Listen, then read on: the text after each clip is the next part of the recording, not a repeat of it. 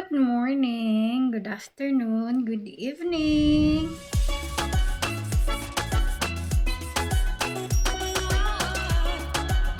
Today is Saturday. Mag-ready lang ako for lunch. Kasi magla-lunch kami ngayon sa restaurant. In-invite kami ng biyanan kong lalaki na kumain sa labas. Post-birthday celebration niya. Maglalagay lang ako ng sunscreen. Parang may bago na akong bet na sunscreen. Ito siya. Wala kasi siyang white cast. Wala din siyang amoy. Actually, maaga akong gumising. 5 a.m. Nag-edit lang ako ng konting video pang-upload. Pero hindi ko pa natapos yung i-edit ko. Hindi na rin ako sumama sa pang-grocery. Si Nico nandun pa siya sa lola niya. Nang-grocery sila. Hindi ako nakasama dahil gusto kong mag-edit para meron akong upload. Itong relo yung aking gustong gamitin. Cutesy siya. Diba? Ang cute niya lang. Sobrang liit niya. Hindi pa ako sure sa aking suot. Kung ito ba yung isusuot ko or hindi. By the way, itong skirts ko. I-check nyo sa TikTok ko. Nasa showcase ko yan siya. German na TikTok shop. Puti sana yung babagay dito. Pero ayokong mag-white. White is so hayag. Pero I think mas bagay yung white. No? Check ko yung white. Mas bagay kasi itong white din. Sige, white na lang. O, diba? Very summer naman tong aking outfitan. Bahala na yan. Di pa ako tapos pero basa na yung kilikili ko. Anyway, feel kong maglagay ng powder ngayon. Maglalagay ako ng powder. From Ate Jen din to. Si Ate Jen kasi nagbigay sa akin ng mga ganito-ganito. Mga makeup. Hindi ako mahilig talaga maglagay ng mga ganito-ganito. Meron to siyang pad applicator. Nandito sa ilalim. Di siya matangtang eh. Basta. Meron din siya applicator. Para hindi siya klaro ba? Yung very subtle lang. Maglagay lang ako ng eyebrow mascara. Actually, na-try ko na yung pag-ganun na paglagay sa kanya, pero hindi ko siya bet. Ang ilagay ko lang sa mata ko, blush lang din. Double purpose itong blush ko. Kasi nilalagay ko siya sa eyelids ko ba. Kasi yung habol ko lang talaga dito is itong glitter niya. Ang ganda kasi ng glitter na ito. Same routine as usual. Brown eyeliner. O, diba? On flick na yung ating eyeliner. Maglalagay na ako ng aking blush. Lipstick na lang yung aking kulang. I mean lip balm. Etong 004 yung aking gagamitin na lip balm. Sana may brand na maglabas ng lip balm na brightening. Kasi yun yung problema ko sa aking hyperpigmentation ba sa lips. Gagawin ko na lang itong aking buhok. Winter na winter pero basa yung aking kilikili.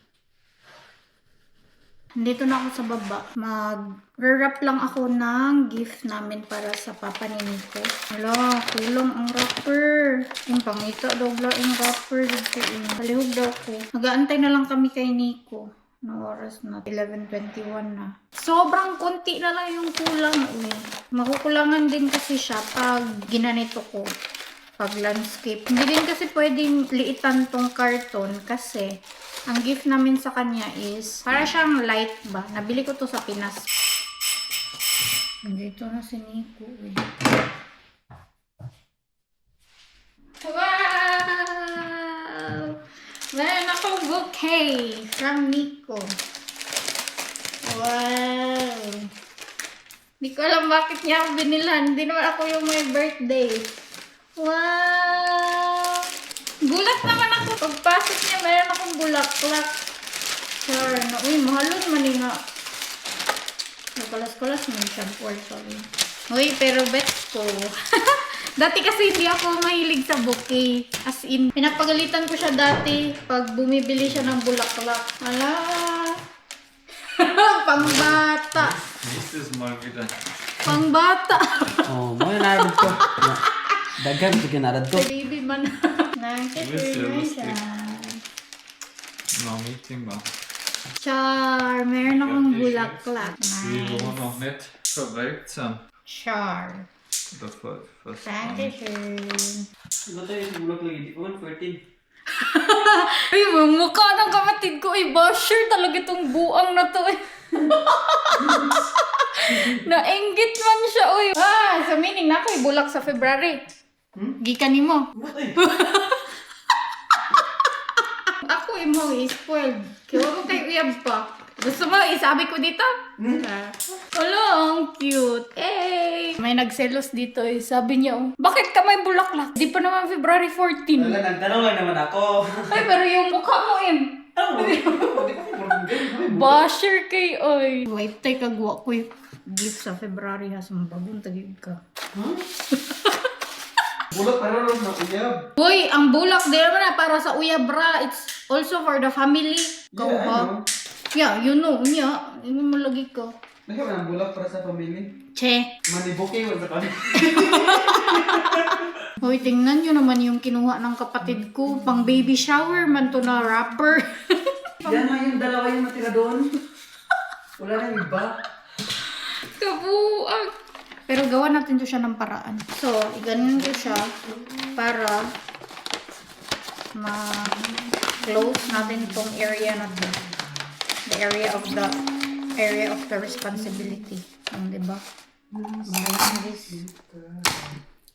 Medyo matigas kasi itong paper na to or itong wrapper na to. Kaya medyo mahirap siyang tupi-tupiin ba.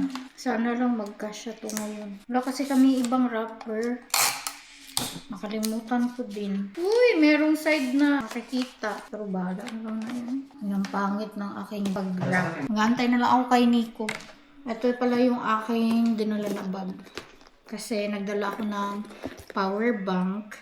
I think magtatagal kami ngayon sa bahay ng papa ni Nico dahil nandito yung kapatid ni Nico. We are ready to go. Outfit check muna kami. Ito yung ano ha. Tiyan ang... Nahiyak. Ano wala eh. Tiyan bago. Kumain. Bago yung kain. Tignan natin mamaya. O, diba? Ready to kuha na kami. Kain. Andito na kami sa Ratskela Neutraubling. Dito din ginanap yung wedding party namin ni Nico. Dito din na restaurant. Dito din kasi kami kinasal sa may Rathaus ng Neutraubling. Nein, Stimmt, wir müssen ja die dort. andere Richtung gehen. My God. Ay, nako. Kanina, lumagpas kami. Ngayon naman, mali din yung dinaanan namin. O, diba? Alamig pa naman. Malamig siya, pero naka-crop top ako. Eh. Sa loob lang naman kami ng restaurant. Tapos, after kumain, for sure, pupunta kami sa bahay ng papa ni Nico.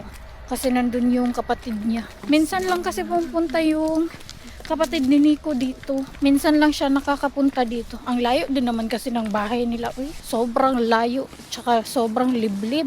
Nakakapunta lang siya dito pag may mga okasyon, ganyan. I-try kong mag-vlog sa loob. Kung hindi ba ako nahihiya sa family ni Nico. Nandito na yung aming salad. Ito yung aming starter. Char, kumain ng salad yung aking kapatid. Baka German Shepherd. Wir haben jetzt im Sommer, da haben wir da mal Schnuppertauchen. Yung akin, binigay ko sa biyanan ko. Ayoko kumain ng Ja, salad. Flaschen daheim. Ja, ich habe die Flaschen daheim. Hindi daw ba? Ich habe zu dritt tauchen. Ito yung aking food. Shrimps. Tapos kay GM. Wir brauchen einen Salat, du magst einen Salat. Dankeschön. Kay Nico naman is spaghetti. Hangaon ka. Order kami ng dessert way. Palatschinken yung name. Sa amin to ni GM. Tapos yung dalawa naman meron din. Tapos na kaming kumain. Gusto ko sanang mag-video ba habang kumakain pero nahihiya man talaga ako sa papa ni Nico eh. Yung kapatid, how's your food, M? It was great. It was great. Yeah. Charles. Super lekker. Ah. Delicious.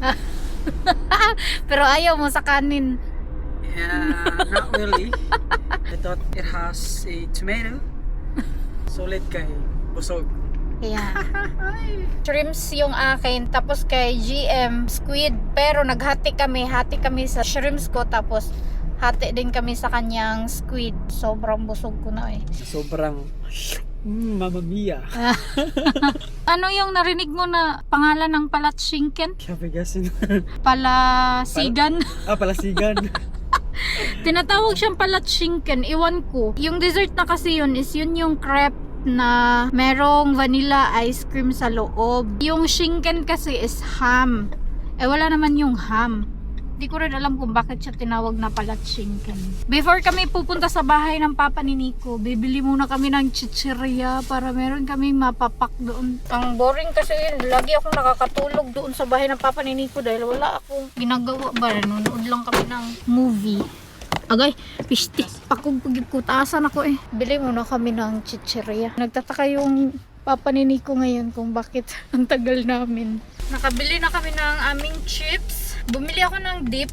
Itatry ko tong dip na to kung masarap ba to siya. Meron kami ditong Chio tortillas na hot chili. Tapos, 2 Doritos.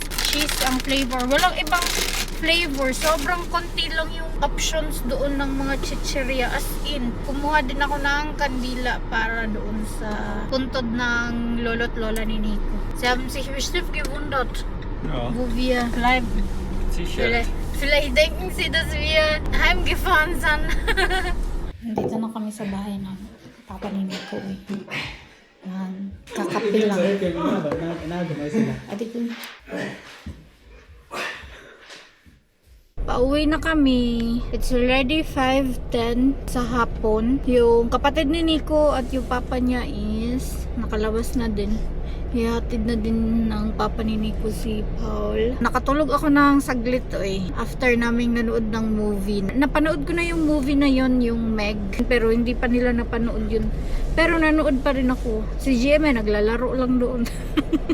Der Mac. Ich hab das auch schon oft gesehen. Was?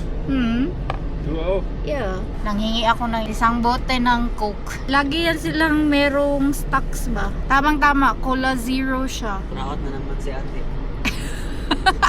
Ang buraot na hipag. Kahit sana lang na bahay ng mga biyanan, nakakadala. Wala talagang palumpak. Susbalplats yan siya dyan. Hindi ko rin dadagan dihain. Ang gandang tingnan no, puti. Magbulat tas ikaw keeper. Yahay. Nandito na kami sa bahay. Actually, kanina pa. Nagtitiktok kami ng aking kapatid. Tagal naming natapos. 3 sayaw yung ginawa natin, no? Yep. Yung kapatid ko nandun sa kusina. Peka.